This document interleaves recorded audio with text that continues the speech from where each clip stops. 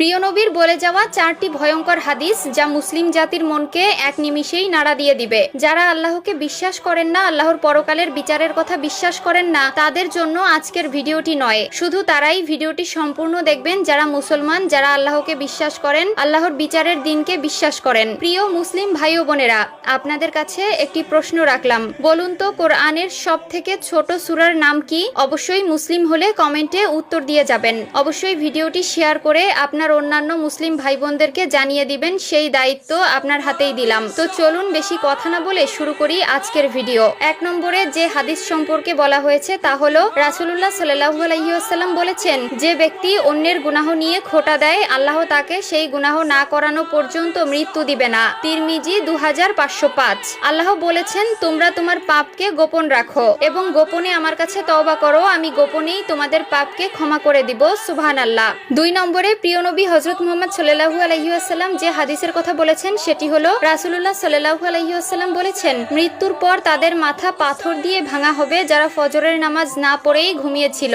এবং যারা কোরআন গ্রহণ করে ছেড়ে দিয়েছে। বুখারী 7047। প্রত্যেক দিন আল্লাহ 24 ঘন্টা আমাদের সময় দিয়েছেন, তার ভেতরে মাত্র 5 ওয়াক্ত নামাজ আমাদের উপর ফরজ করে দিয়েছেন। কিন্তু আমরা আজ এই ফিতনার দুনিয়ায় আল্লাহকে ভুলে গিয়েছি, নামাজ রোজা ভুলে গিয়েছি। যিনি আমার সৃষ্টিকর্তা, যার রিজিকের দয়ায় আমরা বেঁচে আছি, তার কৃতজ্ঞতা প্রকাশ করার মতো সময় আমাদের হয় না। আবার যারা কোরআন শিক্ষা করে তা বর্জন করেছে, তাদের শাস্তি আরো ভয়াবহ। 3 নম্বর যে হাদিসের কথা বলা হয়েছে তা হলো আল্লাহ তাআলা বলেন, তুমি ওই দিনকে ভয় করো যেদিন তোমার মুখে তালা লাগিয়ে দেওয়া হবে আর তোমার হাত পা তোমার কৃতকর্মের জন্য সাক্ষী দিবে। সূরা ইয়াসিন আয়াত 65। একবার চিন্তা করুন, কঠিন ওই হাসরের ময়দানে আপনি আল্লাহর সামনে দাঁড়িয়ে আছেন, আপনার কোনো জবানবন্দি নেওয়া হবে না, আপনার বিরুদ্ধে সাক্ষী দিবে আপনার হাত পা সহ প্রত্যেকটি অঙ্গ প্রত্যঙ্গ। তখন আপনি কতটা অসহায় একবার চক্ষু বন্ধ করে চিন্তা করুন। সেদিন আপনি খুব অসহায় হয়ে পড়বেন, আপনার পাশে দাঁড়ানোর মতো কোনো মানুষ থাকবে না,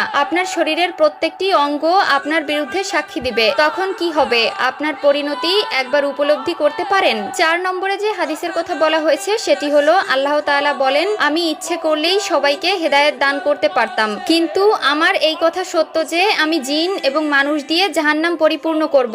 সূরা আশ-সাজদা আয়াত 13। মানুষ সৃষ্টির সেরা জীব। আল্লাহর তৈরি যত মাখলুকাত আছে তার মধ্যে মানুষকে শ্রেষ্ঠত্ব দান করেছেন। শুধু 2টি জাতির বিচার হবে, একটি হলো মানুষ, অন্যটি হলো জিন। মানুষের উপর আল্লাহ যে সকল দায়িত্ব অর্পণ করেছেন, জিনের উপরেও একই দায়িত্ব অর্পণ করেছেন। মানুষের উপরে নামাজ ফরজ করেছেন, জিনের উপরেও নামাজ ফরজ করেছেন। মানুষের মধ্যেও যেমন মুসলিম, মুনাফিক, মুশরিক রয়েছেন, ঠিক তেমনি জিনের মধ্যেও ভালো মন্দ রয়েছেন। যে মানুষ আল্লাহর সীমা লঙ্ঘন করবে, আল্লাহর কথা অমান্য করবে, তার জন্য ওই পরকালে জাহান্নাম নিশ্চিত করা হবে।